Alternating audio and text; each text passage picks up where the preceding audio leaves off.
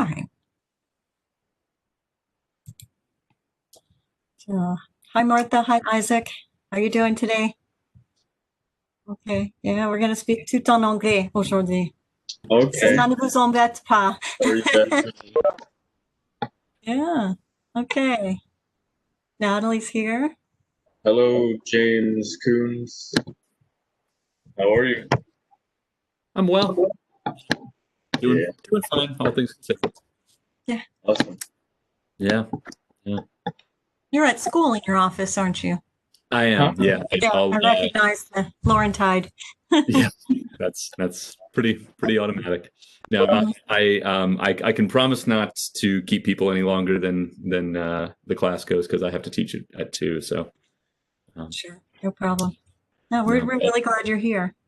oh, I'm thrilled to be here. Honestly, just getting into the 17th century is kind of a joy. My courses this semester are I'm teaching a bunch of Gen Ed 120, and then Renaissance and Reformation, which stops right at 1600. So, Oh yeah, that's where we just stopped. We just started 17th century, so we're all about Versailles. 120? we should. Pardon? I'm sorry. I just said we just started the 17th. 10 at 120. Oh, sorry, Isaac. Oh, what do they teach for Gen Ed 120? So it's a little bit different for everybody. The general scope is just global 20th century. Yeah, that's what I was But told. I personally I try to sort of trace the 4 ideologies that I think were especially influential. So we talk a lot about liberalism, socialism, nationalism, and imperialism, Okay. and sort of talk about moments when those things intersected in interesting ways. So we're doing the Cold War now. So that was the class I took last semester.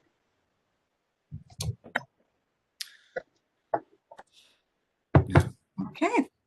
Well, it's 12:31, so I guess we can get started. I introduced to you Dr. Coons, who is specialist in 17th century history, French history, here to talk to us. Thank you so much for being here. And I guess will you lecture and then we'll have Q&A, or will it be kind of combination, or how would you like to proceed? So the lecture has some moments of sort of class participation built in a little bit, actually opening with one. So get ready for that. But I'm happy to lecture for as long as it takes and whatever time there is left. I'd love to talk about this more. As I've said, this is sort of a treat for me to even get to live in the 17th century for an hour. Great. Well, thank you again. So whenever you're ready. All right. I'll just let me put my screen up so you can all see these slides, and we'll get going. Okay. So as with any lecture on absolutism in France, especially, we're here to talk about Louis XIV for the most part. So Professor Turek tells me that you've done a little bit of visual interpretation of one portrait of Louis XIV, but this is one that I think is especially dense with meaning. So let me just ask, what do folks see going on here? And let me also take this opportunity to say that this is my first experience teaching live on WebEx. So I will let you all be in charge of your microphones because I don't know how. Well, so you asked what we see in this image? Yeah, what message do you think this is trying to convey, or what do you think this is trying to tell people? If I'm seeing correctly, that has to be the Sun King, right? Louis XIV riding on horseback, followed by an angel. So pretty much, oh yeah, holding a banner with the sun on it. So it's just to communicate the grandeur of this king. Okay. Yeah. Any details that seem like they're doing interpretive work? Right. The banner, you can see the, what is that? It's that type of crown that Julius Caesar wore. It kind of looks like, yes. Yeah, royal wreath. I can see that. So that also communicates even more status. Mm-hmm. You can see the pelt that is put on the horse instead of a saddle. So even more luxury. It's pretty much, yeah, the guy's rich and he's pretty good at what he does, General sense of success there, sure. Absolutely. Anyone else?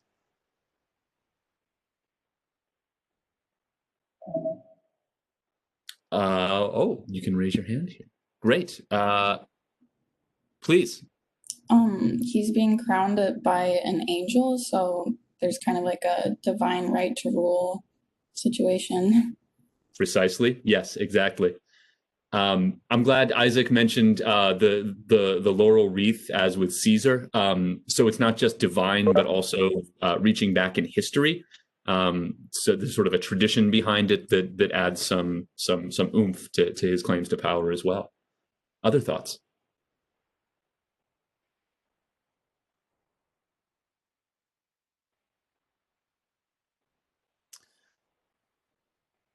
Okay, I've learned to allow questions to have a slightly awkward amount of time for people to answer, but I think we've basically covered the ground here. Yeah, I'm glad you noticed the pelt that's serving as his saddle there, both for the sense of luxury it conveys, but also because obviously a leopard pelt, as that is, would be African.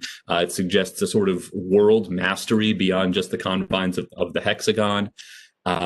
His apparent serenity in commanding this horse that seems to be trying to throw him. I think that communicates his sort of mastery of potentially unruly situations, which we'll talk about in a moment too. There were one or two of those in his early reign as well. I don't know if you can see my cursor, but you can see the armies in the background here, suggesting that he intends to be, as he would be, a warrior king. We've mentioned the Roman history that he's drawing on, the emblem of the sun here on this banner that the angel is holding, the fact of the angel herself suggesting the sort of spirituality of his power as well. Yeah, I think this is a pretty good sense of what it was that Louis XIV was trying to say about himself. So to get to the place where these claims make sense, because let's not assume that was a given, right? This was a message that needed to be made, and it needed to have a set of prior hurdles that had been cleared in order to make it make sense and make it believable to people. So we're going to look a little bit at what we might call the prehistory of absolutism. We'll look at its development across France in the 17th century, and then especially the ways that Louis XIV sought to leverage those histories and those ideas to make himself powerful. So the first thing that I want to say, and the sort of overall argument that I want to pursue here today, is that absolutism is always an ideal. That is, it's never something that is achieved.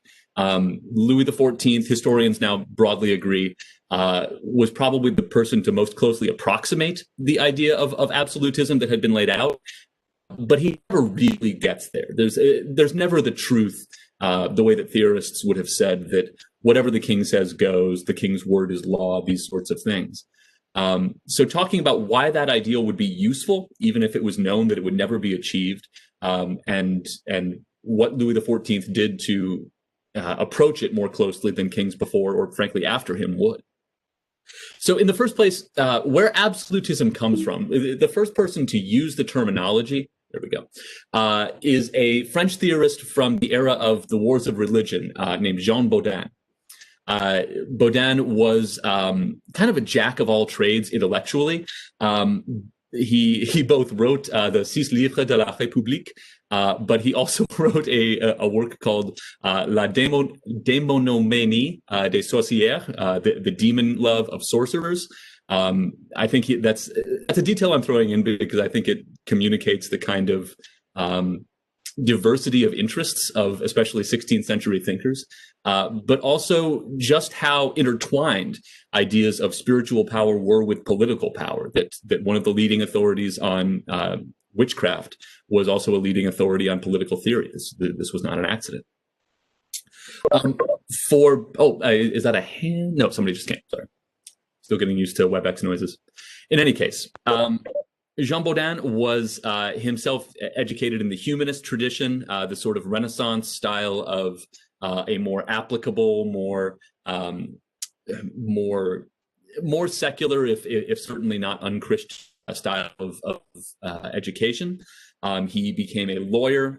He was one of the counselors of the Parlement of Paris during the Wars of Religion. And he saw firsthand the kind of chaos and destruction that an unruly kingdom could wreak. And so he's one of the sort of early promoters of this idea of une foi, une roi, une loi, the idea that there needed to be unity, there needed to be some sense of order and stability that the people of France could rely on, that they need not wonder which faith was correct, which king was on the throne, which was in question at a few moments in the wars of religion, or which law would apply to them. In all of these ways, and including in his pursuit of witchcraft, not witchcraft itself, but knowledge of witchcraft, Baudin's major ideal in life seems to be the pursuit of a sort of capital T style truth. He wanted to know what the reality of the world was so that he could best build a society, build a politics that would respond to that. And so the theory of politics that he develops is articulated in this 6 books of the Republic. Quite obviously, Republic there is meant in its more Latin sense. Oh, you've got to be kidding me.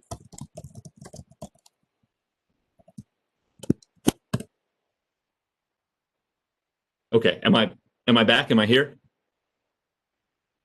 Yes. Yes, you're still here. Okay, good. Sorry, I changed my UW password earlier today, and apparently my Wi-Fi just realized that and kicked me off. So anyway, I'm back. It's fine. The point was, so Baudin writes the 6. Oh, so the 6 books of the Republic is meant in the Latin sense of res publica, the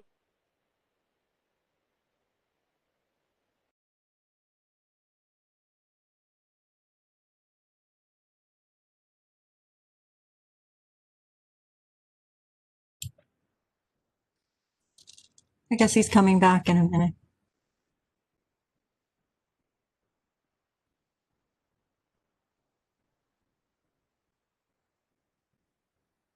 The rest of you are still there, right? Okay. It's always a little weird to, okay. He's coming. I'm sure he is.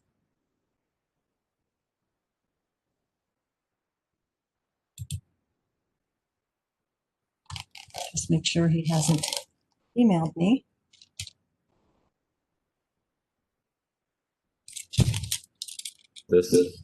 There you are. We lost you for a minute. Am I there? Is everybody else still here? Yes. Okay, good. Where was I for you? Had I said anything about the word republic and what he means by that? Res publica, you were just starting to talk about the Latin sense of the word. Sure. So just that's a word that political theorists in the Renaissance and before had used to refer to the polity, the public thing, broadly taken to mean the king's domain, the things that he held power over. So don't let that word fool you into thinking that we're talking about a republic that here in election week in America we're thinking about. So the main question that Baudin is trying to answer in his 6 books of the Republic is simply what kind of politics will solve the problems that he had lived throughout his adult life. What would bring closer to reality this idea of one faith, one king, one law? And the answer that he arrives at is a theory of what he refers to as sovereignty. And this is an important distinction from what especially one of the more prominent thinkers who had come just before him, Machiavelli, had theorized in his political work, which was more along the lines of raw power. So one other question that I'll put to the class here is, what distinguishes sovereignty, or maybe we would call it authority, from power? Personally, I'd say, so sovereignty from power is the comparison. Sovereignty I view as more independence. Power, I'd say, is a tool. That's interesting. Okay, I like that distinction. Power is Other more thoughts? tool to reach perhaps sovereignty or whatever goal sought with that power. Okay. Yeah, Rebecca. In terms of difference between power and authority. I think that power is more so focused on whoever, so let's case the king, I guess it's in his ability to control others, and Okay. authority is just then the influence that he ends up having. Oh, that's interesting too. I like that difference between ability and influence. Absolutely. Natalie, yes. Yeah, so I think that power is kind of like more of an individual thing. Like it can get like when I think of power, I think of corruption. And then when I think of like authority or sovereignty, I think of just kind of like more of a, I don't want to say like more of a respect there, but like it doesn't seem as controlling. Like power seems like more controlling and maybe fear is involved with that. Whereas I think authority is more of like respect and perhaps has less of an ability to get corrupt. I don't know. That's just kind of what I think. Okay. So important words here seem to be a bit respect. The word you used, I think, was Rebecca had used was influence. I think both of those apply. Alexis, please. Power gives kind of like what they said. Power gives more of like a very like lay down the law, like you can do this, like you have the ability type thing, like you are all powerful. Whereas authority is kind of like if someone said you have the authority to make the decision, it's not like all ruling. It's kind of like an authority as like, I don't know, like you have the authority to tell someone to go do that. But power is like you have the power to go tell someone to do that. It's more like, I don't know, it's not malicious, but it has a different connotation. Okay. Yeah. So I think I forget who it was that used the word ability, but especially for Machiavelli, that really is it. It's the capacity to make something happen. And for Machiavelli, that was the real question. That was what you wanted. Maybe the best way to distinguish between these things is that power is something that can be taken, but sovereignty or authority is something that has to be given. That is, you can. If you have an army, you can make people do things, even if they don't want to. But sovereignty or authority is something that comes with people agreeing that you have the capability to order them around or to take their stuff or whatever it is. So there's this issue of essentially legitimacy, that the people who you are exercising power that the people that you are exercising power over have agreed that you actually possess that power over them. So this is really what Baudin is trying to work out. How is it that you can make people, in some sense, consent to the power of the person that in fact possesses the power over them? So, moving into the history of these things. So obviously, Baudin was writing against the backdrop of the horrors of the wars of religion, which to his mind was the thing that must be overcome, must be defeated. And he thought that his ideas could be an answer to that, which in France they ended up being taken very much as that answer. So for Baudin, the three attributes of power that are most important are that, in the first place, power is indivisible. That is, the king's authority always exists in its entirety in the king's person itself.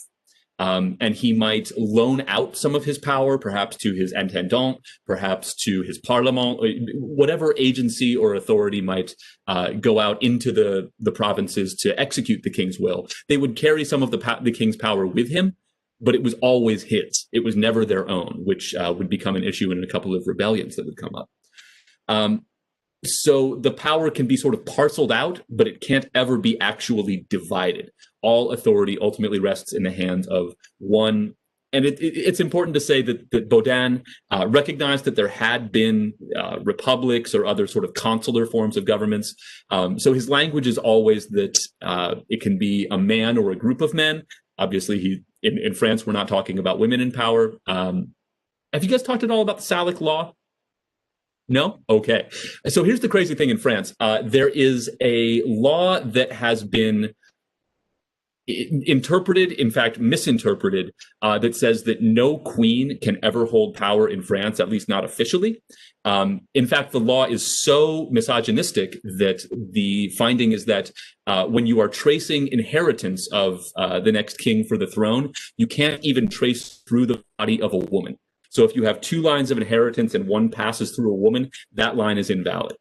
So when Baudin or group of, he's meaning that in a very gender specific sense. The other thing is that when he says group of men, you can tell he kind of doesn't like it. He really does prefer the greatest possible sense of unity. And for that reason, he really prefers that power be vested in one individual person. So the first attribute of sovereignty for Baudin is that it is indivisible.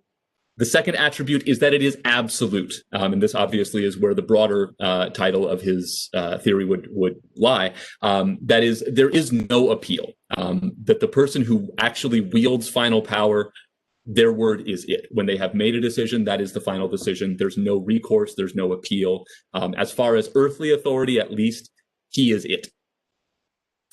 The third attribute is that sovereignty must be perpetual. That is, there can never be a moment at which there is a gap in who wields power. And so if you've ever heard the phrase, the king is dead, long live the king, that's the sort of immediacy with which when one king's body dies, sovereignty immediately transfers with no gap. There's not even a nanosecond at which there is not a rightful ruler. It immediately transfers this sort of spiritual body of the king's authority to the next heir. So you get this theory that is, at least on paper, about as total as it can get, that the king wields all power, the king wields that power with no appeal or recourse. Finally, that the king, whoever he may be, wields power throughout time and into all eternity. The only constraints that Baudin is willing to entertain on royal power are that the king should not, insofar as he is able, make any problems with divine law. So what God himself has laid down, the king should do his best to respect.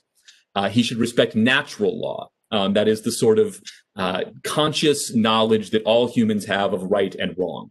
The king should not somehow authorize murder. The king should not, tell people that cannibalism is okay. Whatever sort of innate knowledge people have of good and bad, the king should respect as well. And finally, the king must respect the fundamental laws of the kingdom. So in France, this often means the Salic law or other elements of French law that have been sort of accepted as immemorial or long-standing traditions of the French crown. The total result is that the king personally is the law. Whatever the king says, whatever his will communicates, that has the force of legitimate law. That's it. Now, it's important to recognize as well that while Baudin generates this sort of original statement of the theory of absolutism, very quickly there are other flavors of it that come around. Often these sort of different strands of absolutism are emphasized to different degrees in Baudin, and other thinkers would go on to emphasize them to greater or lesser degrees. So, for example, there is a strand of absolutism taken up by an Englishman named Robert Filmer that really emphasizes the power of fathers. This often is referred to as patriarchal absolutism. And so this is just a number of different ways of arguing that arrive at the same conclusion, that the king is all powerful. But for Filmer especially, the reason that the king is all powerful is that fathers have total power over their family, at least in his understanding. So in the same way that Adam was the father of the human race, so also he was the first king. In the same way that fathers of Roman families under Roman law had total power over their families, so too the king had total power over his kingdom. But this is the sort of, and ultimately the model is that God is the father of Christendom. And so to the extent that all power should mirror God's power, there you go. Another flavor, and probably one of the most influential, would be contractual absolutism. And here we have this image from the frontispiece of Thomas Hobbes's Leviathan. I like this image just for talking about absolutism because it's, the sort of head that gives commands to the body. But this is very specific to Hobbes, ultimately. The idea that Hobbes has is that at some unknowable time in the past, all of society came together and said, hey, we need a king to bring us out of this state of nature, which, as he famously said, is nasty, in which life is nasty, brutish, and short. We can't stop people from just taking our stuff or killing us if they're stronger than us. So we need some authority to help us out. And they all agreed that everybody except one person would give up all of their power over themselves in order to gain security over their property and their persons. And that once they made this decision, everybody who came after it was bound by it. They couldn't call backsies on that decision. They were sort of bound by their agreement into perpetuity. And this was the nature of Hobbes's absolutism. There's obviously a great deal more to say about that, but that's the sort of short version. Finally, and the place where we'll spend the most time today is this idea of divine right absolutism, where the most prominent theoretician was a Frenchman, Jacques-Benin Bossuet. He was a bishop of the Catholic Church. He was devoted his whole life and in this order to the church and to the French monarchy. He believed those were the fundamental pillars that kept society ordered, peaceful, productive, good in any real sense. And his major work, the Politique tirée de l'écriture sainte, he published in 1679. And it is an unabashed statement of divine right absolutism. It is the most forceful, the most thorough articulation of the idea that the king has God's power, that the king draws his power from the divine. He is in some way God's lieutenant on earth. And in all the same ways that Baudin or any other absolutism theorist would arrive at, he concluded that people had no recourse from the king's action. Obviously, though, in this case, on the logic of divine power. Yes, Natalie. So I'm just wondering, I'm not really sure like when the Pope came into existence, but like how did the king, because I know in the article that we read earlier, they were talking about like the king and the Pope, but I was like, I guess I want to know more about that. Like, how did that play out since like the Pope is supposed to be the, I guess, like vessel to spread God's word? Right. So this is, I'm very glad you asked that question. The answer is complicated, and there have been different moments in history when different answers were arrived at. The short answer is that most people acknowledged that the Pope had the highest form of spiritual authority on earth. But what kind of authority that gave him over secular matters was at different moments up for debate.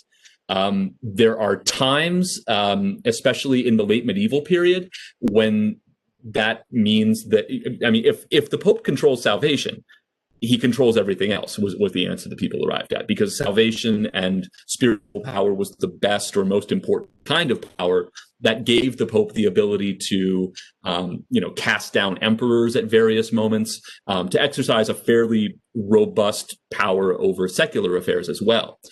After the Renaissance and Reformation, that answer shifts, and especially in France, where there is the sense that the French church has some degree of independence from Rome, has grown up and has really become quite robust by the late 17th century. So this idea of a Gallican church, where the French king can do things like appoint bishops or cardinals, where there's a degree of independence from Rome, that has started to really make itself felt within the French Catholic Church. Obviously, the Pope is still the head of all Catholics, and France is majority Catholic until 1685. It officially there was allowance for at least one other faith in French Calvinism and Huguenot, but there's this complex kind of power sharing, call it, agreement between the king and the Pope. Does that provide some sense of clarity? Yes, thank you. Sure. And by the way, for anybody, please stop me and ask whatever questions you have. Kaylee, I see you have a question. I love being able to see people's names and speak to you directly. That's great. Yeah, so I was just wondering, if there's kind of like this shared, not really like authority, but just kind of like a sense of like respect for like the Pope and like the King.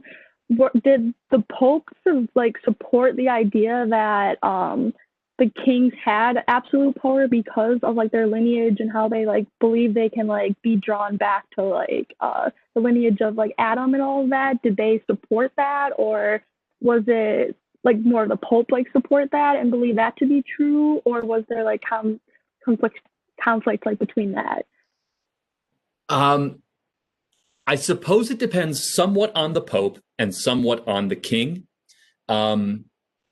So quite obviously, the Pope would not support the absolute authority of, for example, an English king who wasn't Catholic. But for a good Catholic king who was trying to sort of preserve and protect the faith within his realm, my sense is that most popes would, yes, support that, to the extent that it was just a sort of universal assumption that monarchy was the best form of government. It's sorry, I'm reading Ethan's question here. That the best kind of power was the power of God given to a human to protect and preserve his people. Thank you. Yeah, sure. So this is where that distinction between secular, so yeah, to answer Ethan's question, which is, so if all kings receive their absolute power from God and they're supposed to be God's power itself, did they view other kings that also received their power from God? Was it kind of heretical? The answer is that it's just sort of accepted that this is the reality. And there's this kind of weird family dynamic among the heads of Europe. So they sort of contest with each other, but they kind of all also recognize that they're operating at a level that no one else is. And so they sort of play out their contests amongst each other. I don't know if that really answers the question. It's worth saying that if you asked these kind of theoreticians, so theoreticians like Bossuet or Hobbes or something like that, they would probably tell you that it would probably just be best for humanity if we could all get together under one king, and perhaps it's God's plan that eventually that will happen. But until then, we have to acknowledge the reality that we live in a divided world, and that hasn't yet been God's will. Yeah. I don't know if that answers that question, but I guess let me know if there are more. As long as we're paused here, does that answer that, or are there other questions? Okay, then. Having sort of established this baseline of the ideals of divine right absolutism, let me pose a question to you. Let's say that a king orders you to do something sinful. Let's say that the king orders you. So, for example, as Herod did, this is what this image is. Let's say that the king, whose earthly power is absolute, orders you to martyr a saint, essentially. So Herod didn't like John the Baptist, and he requested, at the urging of his lover, that his head be brought to him on a platter. Should you do it? Kaylee, please. I mean, going off of the constraints we talked about before, I feel like that wouldn't be respecting like natural law and like taking a human life and murdering someone just because on the grounds of you don't basically like them. Like, okay. If you think about that, like, thou shalt not murder, like, what purpose do you have for murdering them outside of not liking them? Okay. So you're right. The king should respect natural law. Also, I think there's some things about thou shalt not kill in the Bible. And yet the king has given this order. He shouldn't do it, but he did. So what do you do? Angela, please. I was just kind of a question to your question, which I know is kind of annoying. Okay. What happens if you don't? Like, are you going to be executed if you don't follow it? You that would be within the king's power. You have defied his will. You are outside the sort of bounds of his protection. he would be justified in taking whatever retribution he wanted on you. So I feel like it kind of comes down to your morals and like if you think your life is more important than the person who your life you're going to be taking, you know? I feel like it's like a what you can stomach kind of thing. Like if you can live with it or not. Okay. Maddie, please. I mean, that's where I think the difference between power and authority comes in. Like, yeah, you have the ability to tell somebody to like behead someone, but then you also have like the power yourself and like the ability to ignore like not, I don't know, like not respect his authority. Okay. You know, like, so just because he can tell you to kill somebody doesn't mean that you have to listen to them. You also have your own power of choice. Okay, so here we're sort of distinguishing again between agency and legality, right? That you could make a choice that would be against the king's will in this case, which is the law. Remember, and I mean, so I feel like we're sort of circling around the central question here, and just to move things along because I've lost a little time when my internet died. The answer is essentially that you need to weigh whether it's more important to follow the king's will or to commit a grievous sin, especially in a case like this, one that's probably going to get your soul sent to hell. So for Bossuet, at least, the right answer is that you should not follow the orders of an evil king, but then by law, you need to accept the consequences of whatever he decides is right for not following his will. So it's again this sort of division of authority, right? In the same way that the Pope had spiritual authority, but not so much secular, the king has secular, but not so much spiritual authority. And so if your priority is going to heaven, which it absolutely should be, you need to think about that. And even if the king decides that your punishment is to be executed, you should accept that because it is his power here on earth. Your soul will benefit from it, but your body will, not have a head or whatever. So this is the sort of central dilemma in some ways of absolutism is what do you do about a bad king? And the answer is you can't resist him, or you can't undo him. You can't depose him, but you can make the choices that your conscience and your spirit sort of tells you is the correct one to make. So again, this is, at least in theory, an essentially all-powerful style of politics. The king has this ability to tell you to do anything, and the best you can do if you don't like his orders is to not listen. But what does that mean in practice? So we've been talking about the sort of theory of absolutism, and we need to probably step back and discuss what that actually looked like when the rubber met the road. So in France, at least, and England is a whole different thing. We're just not even going to talk too much about them today.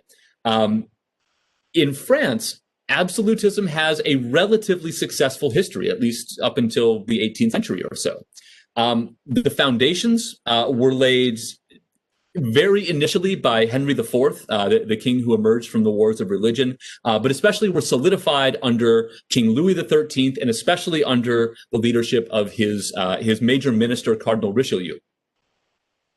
Especially across the late 1620s and 30s, the major push was to try to kind of weaken or maybe water down some of the independent authority of the entities who didn't directly answer to the king. France, so one of the jokes about one king, one faith, one law is that really none of those things were true. Like there was one king in the best of times, but the idea that there was just one faith in France for most of the 17th century is simply not true, like even legally. And the idea that there was just one law in France is comically untrue. Every single province had its own set of laws.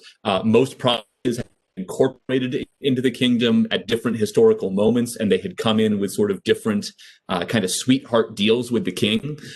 So some provinces paid one tax where others didn't. Some provinces operated by Roman law where others operated by traditional law. It's not that there's not just one law. There isn't even one legal logic, legal philosophy in France. It's different everywhere you go.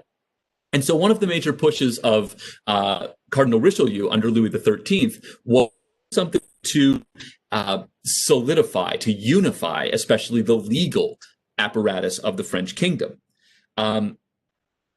Where these overlapping jurisdictions are confusing, that actually can in some ways be a benefit to the king. As he undertakes this project of centralizing, he necessarily gets to redefine the lines of authority that flow out from him. So he can, at some moments, say, for a certain kind of reform, I really like the kind of power that my parliament have. So I'll give them the authority to do certain things. Whereas at other moments, I much rather would have an individual that I appoint go out into the provinces. So I'll empower my intendant for a different kind of exercise of power. I've mentioned these ideas of intendant a couple of times, but these are essentially just royal agents that the king sends out, often empowered with a great deal of authority on their own to enforce the king's will. At a lot of times, their power would run up against the traditional power of the local courts or magistrates, potentially the local noblemen. And so these officials become kind of a poster child for complaints about the king's supposedly expansive or overexpansive use of authority. There we go. Yes. I should not try to type and talk at the same time. I'm learning these lessons here on the fly. Thanks for bearing with me.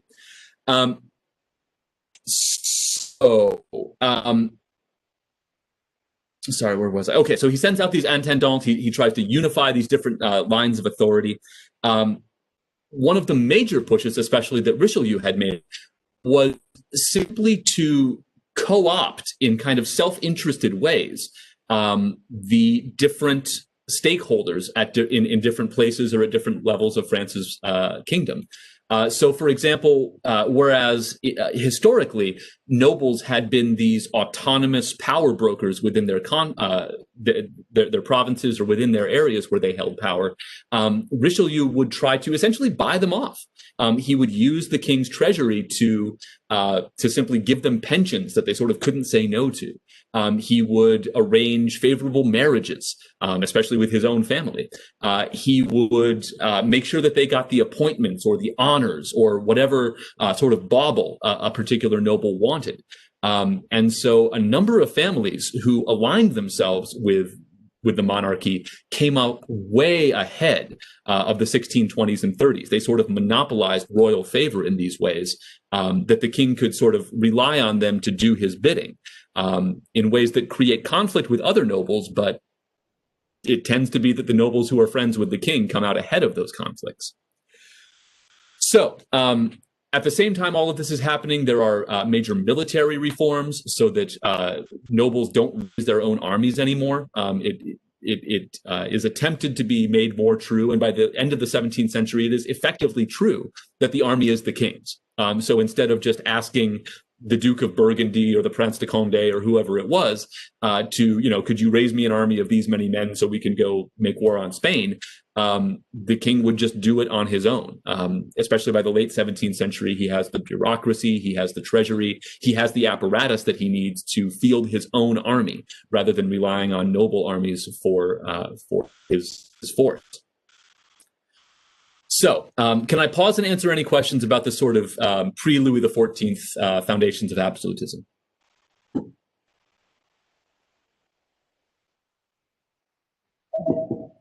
Maddie, please. So it's more of just like general like monarchy question. So obviously like in France and like Russia, Spain, like it didn't work. Like the people like revolted and like it collapsed. But in England and like the UK, like it's still like going strong. And like I've actually been to the UK and they love the Queen. Like everyone absolutely like adores the royal family. So like it's probably not gonna like, change anytime soon. So right. And how do you think that, like, why is that? Like, because obviously they're not Catholic in the UK, like it's more Catholic right. Eastern Europe. So sure. I guess just like, what do you think? So, no, the answer that I would give is that, and you could probably find historians who would answer this differently, but my sense of it is that England had its trouble early, and through a set of historical circumstances, ended up with a less powerful and therefore less objectionable king. Partly because England already had the institution of the Parliament. There was a sort of secondary location for power. So as it happens, we're about to talk about a rebellion called the Fronde in France, which starts in 1648. That's the same time the English Civil War is wrapping up. So England is actually having a rebellion, maybe against its king. We'll get there. But England has just actually beheaded its king in 1649. And they spend about a decade with something other than a king, which they get sick of real quick, partly because the guy who's in charge of it is he's kind of a zealot, and people want to be able to like dance and play cards in ways that he doesn't want them to. Like literally those things he was very opposed to. He was a Puritan. And so they invite the king back in 1660. And end up through a number of historical things that we'll just skip over. They end up by 1685 having another rebellion against the king, this time called the Glorious Revolution, where they invite in William of Orange and his wife Mary to be these new constitutionally constrained kind of monarchs. So they have this whole kind of trajectory where the king's power gets at first completely torn down, and then it gets sort of put back in place, but then gradually brought low again, such that by the 18th century, there's something like a constitutional monarchy in France. In England. Whereas in France, the power of the kings, partly because Louis XIV is so successful at making this model work early, but then gets bad at it later in his reign, and especially his grandkids get really bad at it, that there's sort of no alternative. And so when you unmake the monarchy in France, you unmake it all the way in ways that it's very difficult to recover from, with some asterisks that we won't get into because this isn't the 19th century. I don't know if that was too confusing. Could I clarify any of that? And a couple other people had hands as well. Yeah, that helped. Thank you. So did it have anything to do with like religion, do you think? Or was it just simply like just the system? The answer is that it does have to do with religion, but the answer to why there's still a king in England, but not in France, I don't think is primarily religious. The circumstances around how and why they change kings has a lot to do with religion, but the actual like animating logic of the monarchy is not primarily religious. I don't know if that helps. Yeah. Yes, thank you. Okay. There were other hands, and I'm sorry that I've missed them. If those questions are still live, please go ahead. I was actually just going to comment on her question too, because it's kind of crazy. I was just talking about the English Civil War in my last class I was just in with like Charles I and the two the two parties with the Tories and the Whigs. And do you think that possibly because France didn't have those like two competing parties, that possibly like that's why there was only ever one that was like really prevalent, either king or like now president, and like that? Could that be like a reason? Because they never exactly had those two like defined parties, like between like parliament and between like what they would consider like conservative in England. So I think yes, but I think not necessarily because of the parties, but because the parties had a forum to play out their differences in a way that wasn't just rebellion against the king or the king's minister, or however you wanted to frame it. That there was the fact that there was a party that could support the parliament, but that the parliament was an institution that could sort of bear the theoretical weight of sovereignty. That when you execute the king, there's some plan B. If they had offed the king in France, they would have had to have reinvented their politics, because, as Baudin had stated, there was no secondary locus of power. During this rebellion of the Fronde that we'll talk about in a moment, some people try to sort of put that weight onto the French Parlement, but it's a very square peg in a very round hole. Yeah. Great. These are great questions. Thank you so much for them. And then I just had a question as well. So I was just wondering why, because obviously the queen is a woman right now, so, and you said earlier that France, even if there's just like a woman link, that doesn't count, that just like automatically like gets rid of that the validity of that inheritance. So is it just because England was more progressive at the time, or why was that?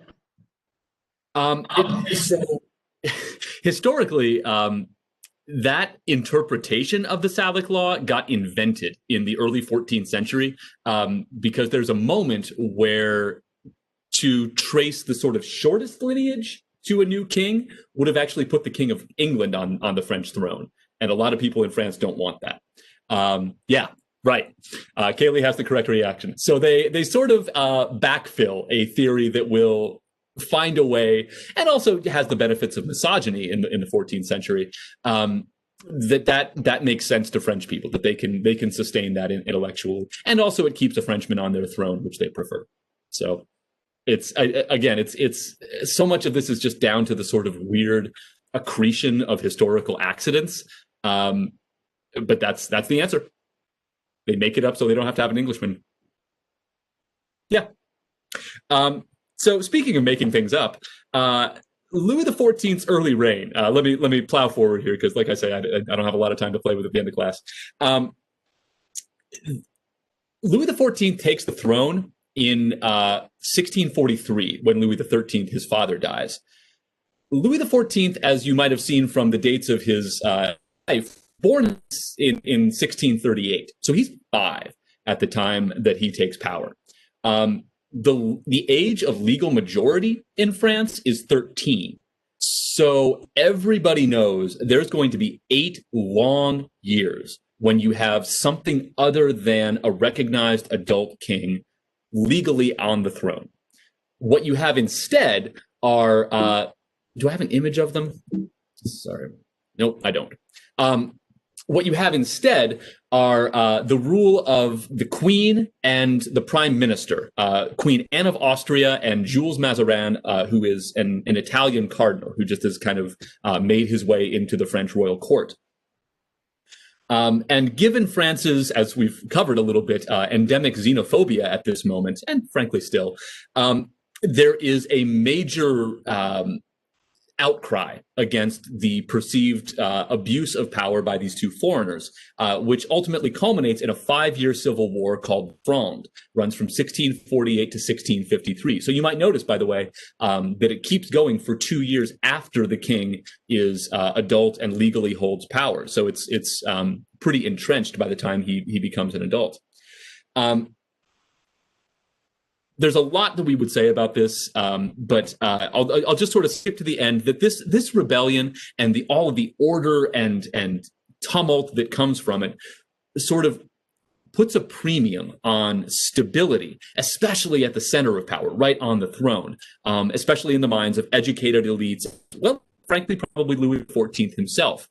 There's a probably apocryphal story where some of these Frondeur rebels break into his bedchamber at night and just scare the hell out of him, which theoretically, at least, is why he chooses to build Versailles just outside of Paris, so that the sort of unruly Parisian mobs can't come, disturb his beauty rest anymore.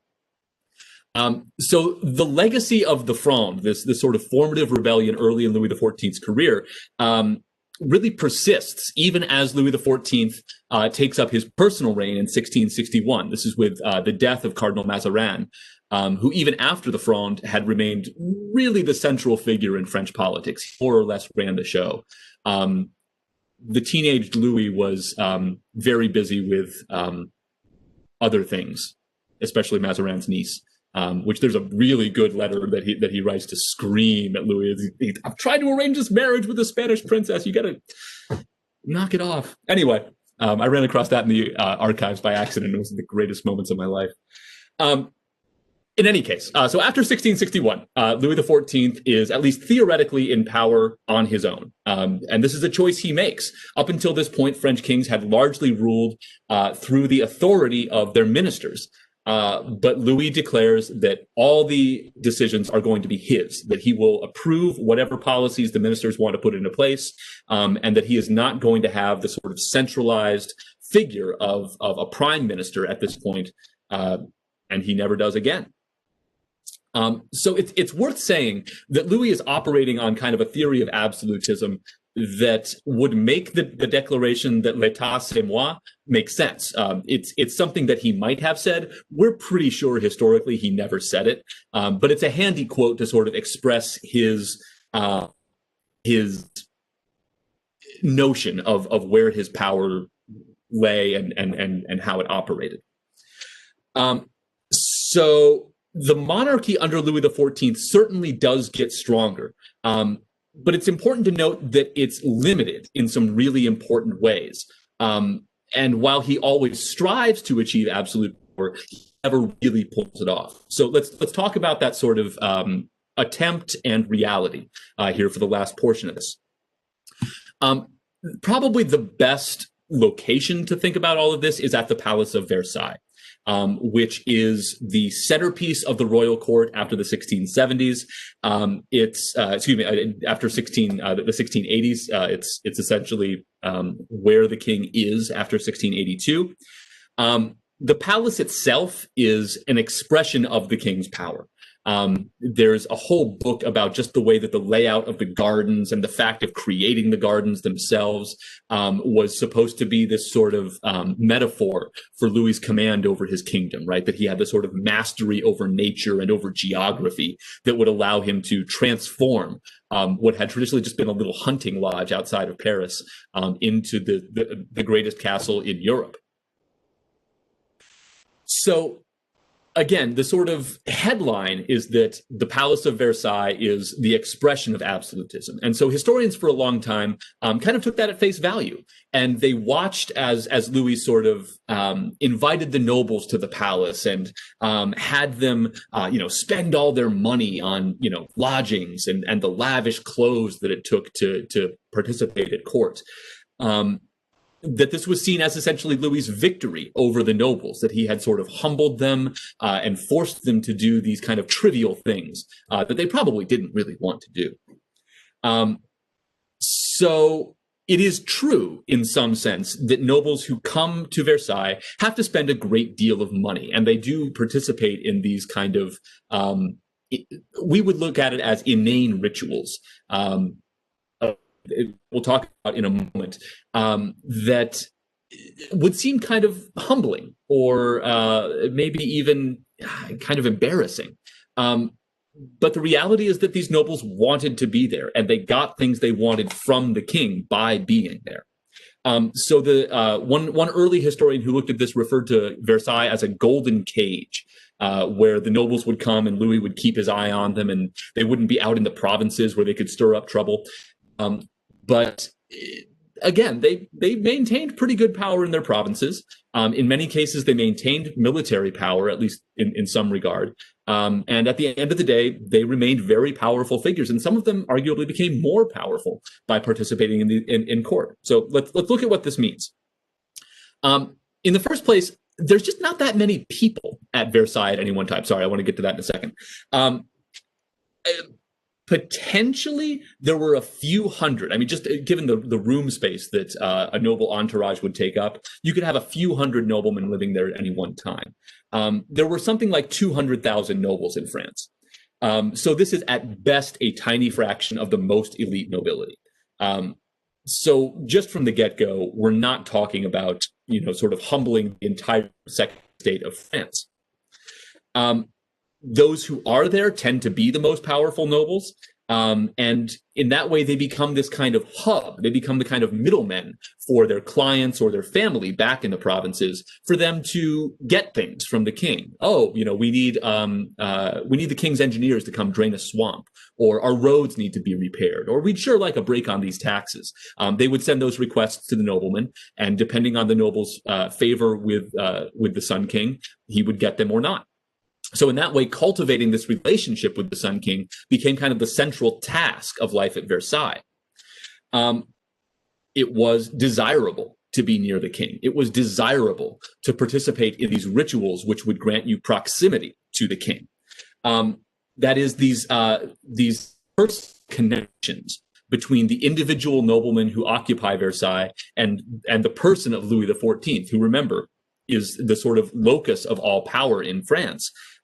This is what could get things done for the noblemen who wanted them done. Maybe one of the best examples of this is the ceremony known as the Levée du Roi. Actually, sorry, I skipped over a slide that I should say something about. In some ways, the worst thing that could happen to a nobleman at court is that Louis XIV would kind of pretend not to remember him. This is one of the sort of weird paradoxes of Louis XIV. By all accounts, he wasn't an intellectually precocious person, but he had this insane memory for faces and for people. And so when he would say, "I don't know him," that wasn't a statement about whether or not he knew you, because if you had been at his court, he did know you. But if he claimed not to know him, it meant, "Oh, you haven't been around lately. I haven't heard from you. I haven't seen you. You haven't done the things that I like."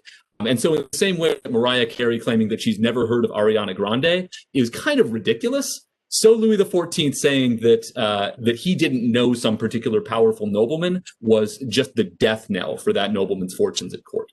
So what was a positive interaction was participating in these rituals that, again, we would think of as fairly tedious. So, for example, when the king rises in the morning, this is known as the Levée du Roi, the rising of the king, the rising of the sun. I think that's pretty intentional.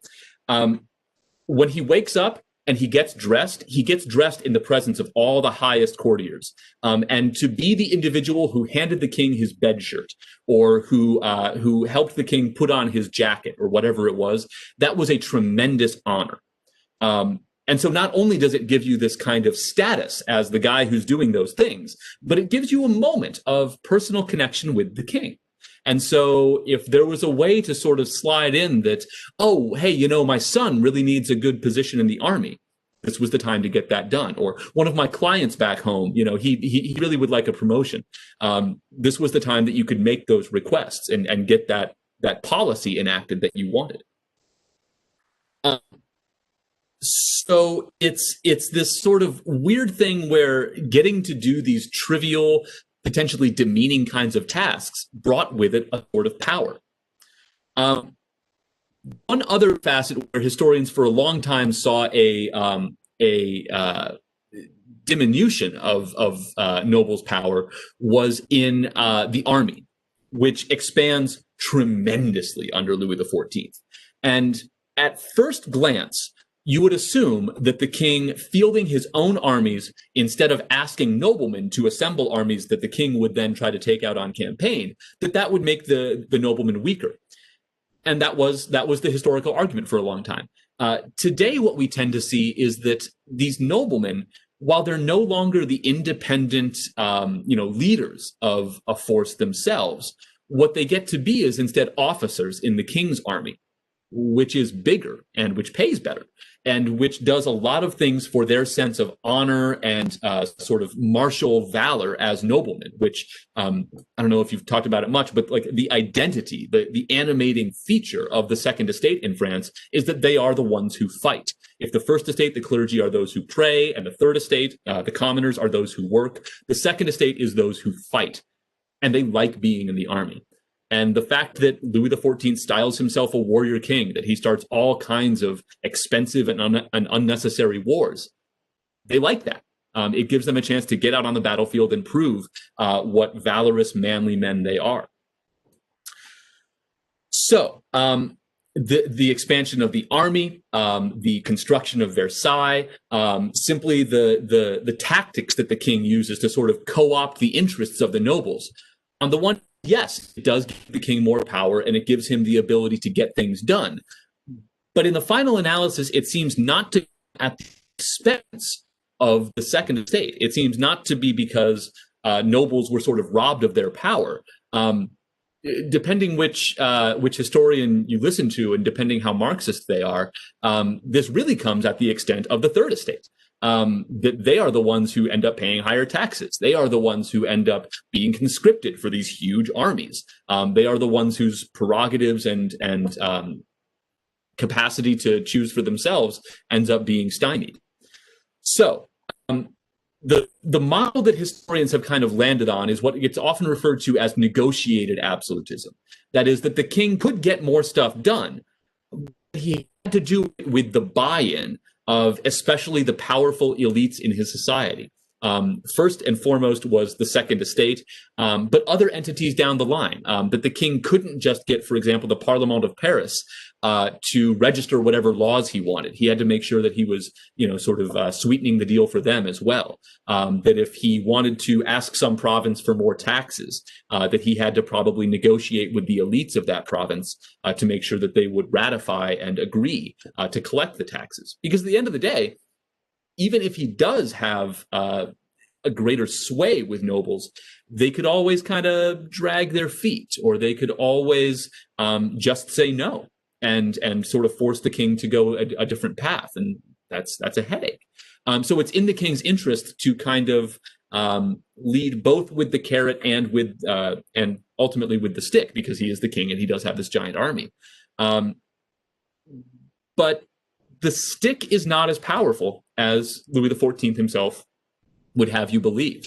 And sort of the proof of in the pudding there is that when Louis XIV tries to make the most kind of unilateral and forceful exertions of his power, probably no better stated than in the 1685 revocation of the Edict of Nantes.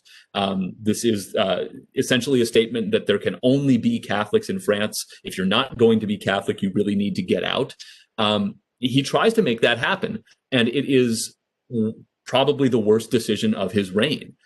First, because those who listen to it are often Protestants who have a great deal of money in the first place, so he's just not getting their taxes anymore. But also, there's this disproportionate representation of Protestants among artisans and sort of the productive members of society, and they all go to Holland, which just reaps enormous rewards. At the same time, people who try to stay but not convert, Louis XIV does try to force them. And in fact, there's this whole series of efforts to force their conversion, where he, for example, stations soldiers in their house. He would send his the soldiers known as dragoons. So these become known as the dragonnades, to essentially intimidate people who refuse to convert into becoming Catholic. It works in a few cases, but by and large, it is tremendously unsuccessful and generates a lot of ill will, such that by the end of his reign, Louis XIV is actually very unpopular. He has fought all of these wars that have bankrupted France, especially the last couple in Spain and in Holland have been losing propositions for France. They just haven't done what he had intended and hoped that they would do. So ultimately, this sort of effort at royal power is, it sort of relies on getting the buy-in from the people who the king works with. Ultimately, maybe the best expression of what absolutism was striving for is in the estimation of a historian named J. Smith, who has argued that really what absolutism was about was Louis XIV trying to know his kingdom. That is, there is this huge map-making and kind of cartographic effort.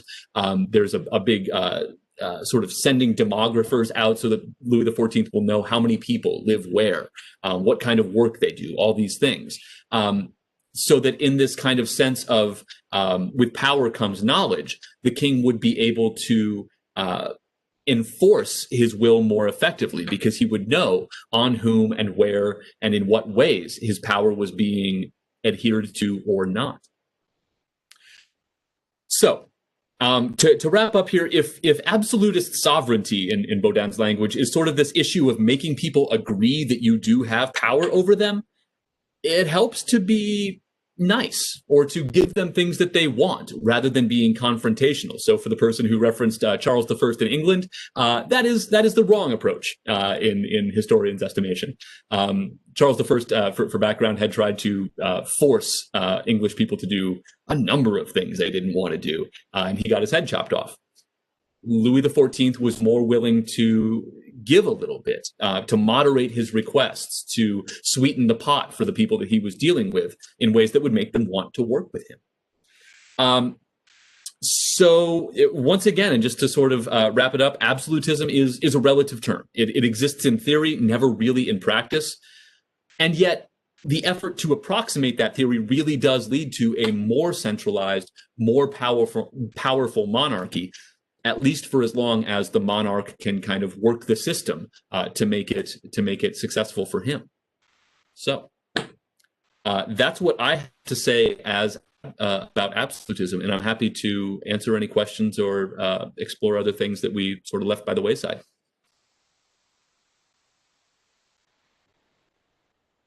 Ethan, please. So, would Versailles have been the capital of France at this point, or would it still have been Paris? An official national capital is a little bit not quite how things work at this point. There isn't really a recognized single location where, like Congress meets or something like that in most countries. In England, the obvious location of power is in London. Kings of Spain tend to spend most of their time in Madrid. But for rulers like the Holy Roman Emperor, the capital is wherever the king's body is. So to that extent, yes, Versailles is effectively the capital of France. But when the king goes somewhere else, that's where the capital of France is.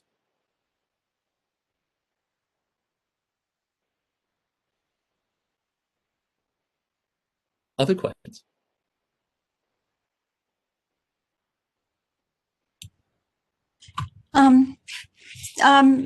With your permission, Dr. Coons, I'd like to put a discussion list on our Canvas site and then invite you to be part of it so that if students have some questions or comments in English, that they can contribute. And because maybe they might think of things later, and I'll also do a recording of this lecture on the Canvas site. That'd be wonderful. So, thank you so very much. It was so enlightening, and you're such an engaging speaker, and I learned so much. Oh, good. Thank I'm glad. you very, very much. We really appreciate you. Glad to. Okay. Okay. Well, thanks everyone for your questions. They really were great. I'm Yes.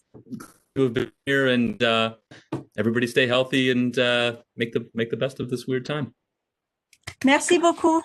Yes, Au sir. revoir. Merci, thank you. Thank you so much. Yes. Terrific. Okay. Au revoir tout le monde. Bon week-end.